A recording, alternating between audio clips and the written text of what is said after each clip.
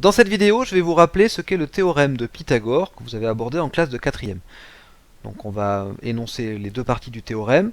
et dans une autre vidéo, nous verrons les exemples qui illustreront ce théorème. Première partie du théorème, dans un triangle rectangle, et oui, il faut absolument que le triangle soit rectangle pour pouvoir parler du théorème de Pythagore, la longueur de l'hypoténuse au carré, l'hypoténuse, je vous rappelle que c'est le côté le plus long, qui est situé en face de l'angle droit, qui est opposé à l'angle droit dans le triangle rectangle, eh bien, la longueur de l'hypoténuse au carré est égale à la somme des carrés des longueurs des deux autres côtés. Autrement dit, dans le triangle RST, qui est rectangle en T,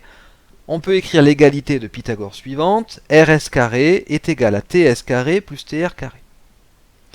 Cette première partie du théorème sert donc à calculer la longueur manquante lorsqu'on connaît deux longueurs du triangle sur 3 dans un triangle rectangle évidemment. Deuxième partie du théorème,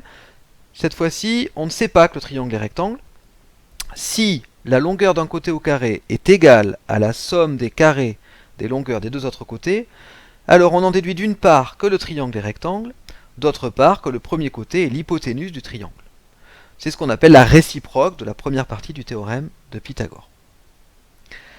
Par exemple, si dans le triangle RTS précédent, après calcul, on démontre que RS carré est égal à RT carré plus TS carré, alors on pourra en déduire d'après le théorème de Pythagore que RTS est rectangle en T.